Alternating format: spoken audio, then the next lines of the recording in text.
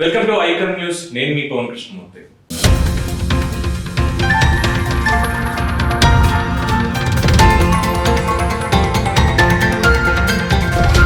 So ఏం జరుగుతుంది జగన్మోహన్ రెడ్డి గారి చుట్టూ, ఆయన తీసుకునే నిర్ణయాలు ఎందుకు ఇలా ఉంటున్నాయి అనే దాని మీద ఒక వివరణాత్మక విశ్లేషణ ఇవ్వడానికి మనతో అందుబాటులో ఉన్నారు సీనియర్ పొలిటికల్ అనలిస్ట్ అప్సన్ రాజేష్ గారు. నమస్కారం సార్. నమస్కారం.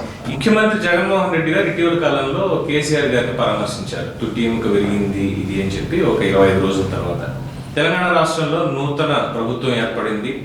అక్కడ ఉన్నటువంటి ముఖ్యమంత్రిని తోటి తెలుగు రాష్ట్ర ముఖ్యమంత్రిగా ఒకసారి కలిసి శుభాకాంక్షలు తెలియజేయాల్సినటువంటి అవసరం ఎంతైనా మన మీద ఉంటుంది.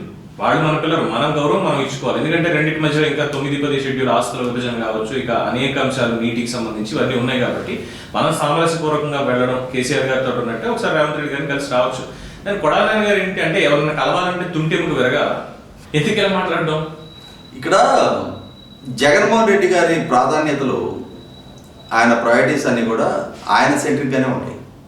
ఆయన అవసరాల రీత్యానే ఆయన సంబంధాలు నిలుపుకుంటారు తప్ప, అంటే ఒక రాష్ట్ర ముఖ్యమంత్రిగా పక్క రాష్ట్ర ముఖ్యమంత్రితోటి సన్నిహిత సంబంధాలు పాటించాలి, మెయింటైన్ చేయాలి, కనీస మాత్రపు గౌరవ మర్యాదలు ఇచ్చిపుచ్చుకోవాలనే ధోరణి ఆయనకి ఎక్కడ వర్తించదు. ఇక్కడ గమనించుకుంటే మీరు 2014 సంవత్సరంలో తెలుగుదేశం, భారతీయ జనతా పార్టీ కలిపి అలయన్స్ పార్ట్నర్లుగా పోటీ చేసినాయి. వీరికి ప్రత్యర్థిగా జగన్మోహన్ రెడ్డి గారు పోటీ చేశారు. ఎన్నికల్లో తెలుగుదేశం, భారతీయ జనతా పార్టీ కూడా విజయం సాధించింది. ఈయన ప్రతిపక్షానికి పరిమితం అయ్యారు. కేంద్రంలో నరేంద్ర మోడీ గారి నాయకత్వంలోని పార్టీ అధికారంలోకి వచ్చింది. అలయన్స్ పార్ట్నర్గా ఉన్న చంద్రబాబు నాయుడు గారి కన్నా ముందుగా జగన్మోహన్ రెడ్డి గారు తన ఎంపీలతో, ఇంకా ఎంపీలు ప్రమాణ స్వీకారం కూడా చేయలేరు, ఢిల్లీ వెళ్ళి నరేంద్ర మోడీ గారిని కలిసి అభినందనలు తెలిపి రావడం జరిగింది. అంటే ఆయనకి నరేంద్ర మోడీ గారితో అవసరాలు ఉన్నాయి. ఎందుకు? ప్రధానమంత్రిగా ఆయన బాధ్యతలు చేపట్టిన తర్వాత తనకు రాజకీయ ప్రత్యర్థిగా ఉన్న చంద్రబాబు నాయుడు గారు అలయన్స్ పార్ట్నర్గా ఉండబోతున్నారు కాబట్టి తన కేసుల విచారణ ఎక్కడ వేగవంతం అవుద్దో ఆ దిశగా చంద్రబాబు నాయుడు గారు కనుక చొరవ చూపించిన పక్షంలో కేంద్ర ప్రభుత్వంలో, రాష్ట్రంలో భారతీయ జనతా పార్టీ తోటి అధికార భాగస్వామిగా తెలుగుదేశం పార్టీ ఉంటున్న నేపథ్యంలో అది తనకెక్కడ ప్రతిబంధకంగా మారడానికి ఆస్కారం ఉంటుందనే ఉద్దేశంతో నరేంద్ర మోడీ గారిని ప్రసన్నం చేసుకోవడం కోసం ముందుగా చంద్రబాబు నాయుడు గారి కన్నా ముందుగా ఢిల్లీ వెళ్ళి నరేంద్ర మోడీ గారిని కలిసి అభినందన తెలిపి వచ్చిన తీరు చూసాం. తర్వాత రామ్నాథ్ కోవింద్ గారిని రాష్ట్రపతి అభ్యర్థిగా, ఎన్డీఏ అభ్యర్థి ఆయన. జగన్మోహన్ రెడ్డి గారు ఎన్డీఏ భాగస్వామి కాదు, తెలుగుదేశం పార్టీ ఎన్డీఏ భాగస్వామి. ఎన్డీఏ భాగస్వామిగా తెలుగుదేశం పక్షాన్ని కలవడం కోసం రామ్నాథ్ కోవింద్ గారు ఆంధ్రప్రదేశ్ పర్యటనకు వస్తున్న సందర్భంగా బేగంపేట ఎయిర్పోర్ట్లో అక్కడ జగన్మోహన్ రెడ్డి గారు, విజయసాయి రెడ్డి గారు రామ్నాథ్ కోవింద్ గారి కాళ్ళకు నమస్కారం చేసిన తీరు చూసాం. ఎందుకు? ఆయన అవసరాలు రీత్యా రాష్ట్రపతి గారి, అంటే ఆయన దగ్గర కూడా ఆ గుడ్ లుక్స్లో పడిపోతే చంద్రబాబు నాయుడు గారు ఆయన్ని కూడా ఇన్ఫ్లుయెన్స్ చేయడానికి ఆస్కారం లేకుండా చేసుకునే లక్ష్యంతో చేసిన ప్రయత్నాలు ఇవన్నీ కూడా 2019లో కూడా నరేంద్ర మోడీ గారికి వంగి కాళ్ళకు నమస్కారం చేసిన తీరు చూసాం మనం. అంటే ఇక్కడ జగన్మోహన్ రెడ్డి గారికి తన సెంట్రిక్గా, తన అవసరాలు, తన కేసులు విచారణ, ఈ ప్రాతిపదికగా కేసీఆర్ గారితో కూడా గతంలో కేసీఆర్ గారు ముఖ్యమంత్రిగా ఉన్న సందర్భంగా కేసీఆర్ గారు తుమ్మినా తగ్గిన జగన్మోహన్ రెడ్డి గారు చాలా పెద్ద మ్యాగ్నానిమిటీ కనిపించేది.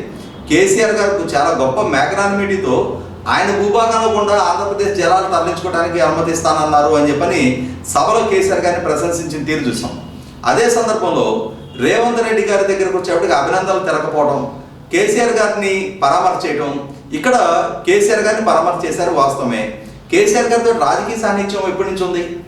2014 ఎన్నికల్లో మీ పార్టీ నుంచి గెలిచిన ఏకైక పార్లమెంట్ సభ్యుడు, 3 శాసనసభ్యుల్ని మీ కేసీఆర్ గారి పార్టీలోకి ఫిరాయింపు చేసుకున్నారు. ఒక రకంగా తెలంగాణ ప్రాంతంలో మీ పార్టీకి ఉనికి మనుగడ లేకుండా చేశారు ఆయన. కానీ మీ నాన్నగారితో పాటు మంత్రివర్గ సహచరులుగా ఉండి, మీ నాన్నగారు చనిపోయిన తర్వాత ముఖ్యమంత్రిగా బాధ్యతలు చేపట్టిన కొనిజేటి రోసే గారు చనిపోతే మాత్రం కనీసం రాష్ట్ర మాజీ ముఖ్యమంత్రి చనిపోతే ఆ కుటుంబానికి పరామర్శ కానీ, ఆ భౌతిక గాయానికి నివాళులర్పించడానికి కూడా జగన్మోహన్ రెడ్డి గారికి మనసు రాదు. అసలు రోసే గారి ఉనికిని గుర్తించడానికి కానీ, ఆయనకి నివాళులు అర్పించాల్సిన బాధ్యత ఉందని కానీ గుర్తించడం. ఇక్కడ అర్థమవుతున్నది ఏంటి? రోసే గారి దగ్గరికి వెళ్ళి నివాళులు అర్పించడం వల్ల తనకి అడిషనల్గా వచ్చే ఉపయోగం, తన కేసుల పరిష్కారానికో, కేసుల విచారణకు వేగవంతం అవడానికో రోసే గారితో అయ్యేది ఏం లేదు. కాబట్టి కేవలం ఆయన హైదరాబాద్లో ఉన్న ఆస్తుల రక్షణ కోసం కేసీఆర్ గారు అండ కావాలి, 2019 ఎన్నికల్లో తనకు సహకరించారు కాబట్టి, తన గెలుపుకు దోహదం చేశారు కాబట్టి చంద్రబాబు నాయుడు గారికి ఆర్థిక వనరులు కట్టడి చేయడంలో, అదే సందర్భంలో తనకి స్వయంగా ఆర్థిక వనరులు సమకూర్చడంలో కేసీఆర్ గారు అండదండలు అందించారు కాబట్టి కేసీఆర్ గారి తోటి మిత్రత్వం కావాలి. అదే సందర్భంలో రేవంత్ రెడ్డి గారికి గతం నుంచి తెలుగుదేశం పార్టీతో ఉన్న సాన్నిధ్యం దృష్ట్యా ఇప్పుడు తన సోదరి కాంగ్రెస్ పార్టీలోనే ఆశ్రయం పొంది ఇప్పుడు తనకి రాజకీయ ప్రత్యర్థిగా అక్కడ అడుగు పెడతాన నేపథ్యంలో ఇప్పుడు రేవంత్ రెడ్డి గారు ఆయనకి శత్రువుగానే కనిపిస్తూ ఉన్నారు. 100% జగన్మోహన్ రెడ్డి గారు ఆయన వ్యక్తిగత ప్రాధాన్యతల దృష్ట్యా పక్క రాష్ట్రాల ప్రభుత్వాలతోటి, ముఖ్యమంత్రులతోటి, ప్రధానమంత్రులతోటి, రాష్ట్రపతులతోటి, మాజీ ముఖ్యమంత్రులతోటి కూడా ఆ నేపథ్యంలోనే సంబంధాలు నెరుపుతున్నారు తప్ప రాష్ట్ర ప్రయోజనాల దృష్ట్యా, రాష్ట్ర అవసరాల రీత్యా పక్క రాష్ట్రంతో ఘర్షణపూరిత వాతావరణం ఉండకూడదు అని కోరికే కనుక అనుకుంటే పక్క రాష్ట్రంలో ఎన్నికలు జరుగుతున్న రోజున రాష్ట్ర ప్రజలు మొత్తం కూడా ఎన్నికలకు సమాయత్తం అవుతున్న సందర్భంగా కేసీఆర్ గారికి ఎమోషనల్గా మేలు చేయడం కోసం అని చెప్పని నాగార్జున సాగర్ ప్రాజెక్టు మీద సృష్టించిన విధ్వంసం ఏంటి అంటే ప్రజల మధ్య ఘర్షణపూరిత వాతావరణం సృష్టించడానికి, జాతుల వైరంగా దాన్ని మార్చడానికి, అది ప్రజల మధ్య ఒక వీధి పోరాటం స్థాయికి చేర్చడం కోసం ఒక ప్రభుత్వం ఒక దుర్మార్గపు చర్యకు పాల్పడడం అనేది ఒక నేరపూరిత భావంతో చేసిన కార్యక్రమాన్ని చట్టపరంగా శిక్షించి ఉండాల్సింది. వాస్తవంగా విభజన చట్టాన్ని ఉల్లంఘించి సిఏఎస్ఎఫ్ పరిధిలోకి వెళ్లాల్సిన ప్రాజెక్టుల్ని ఒక రాష్ట్ర ప్రభుత్వం దండయాత్ర చేసినట్టుగా, తన భూభాగాన్ని ఏదో యుద్ధంలో గెలుచుకొని స్వాధీనం చేసుకున్నట్టుగా చేసిన ప్రయత్నం 100% ఆక్షేపణీయం. జగన్మోహన్ రెడ్డి గారి ఈ వైఖరి ఖచ్చితంగా అంటే తాత్కాలికంగా ఇప్పుడు ఆయనకున్న అధికార నేపథ్యంలో ఇవాళ కొంతకాలం పాటు ఆయన వ్యవస్థలు ఆయన చేతిలో ఉండి, వనరులు ఆయన చేతిలో ఉండి ఈ ప్రోటోకాల్ అవకాశం ఉన్నంత వరకు ఆయన కాపాడపడవచ్చు. కానీ ఏదో ఒక రోజు వీటికి అన్నిటికీ సమాధానం చెప్పుకోవాల్సిన పరిస్థితి మాత్రం ఉత్పన్నం అవడం ఖాయం. సో మొత్తానికి తుంటి ఎముక విరిగితే తప్పితే ఇక్కడ స్వార్థ ప్రయోజనాలు అనేవి మేజర్గా ఉంటాయి అనేది కొడాలి నాని ఆంతర్యం. రైట్.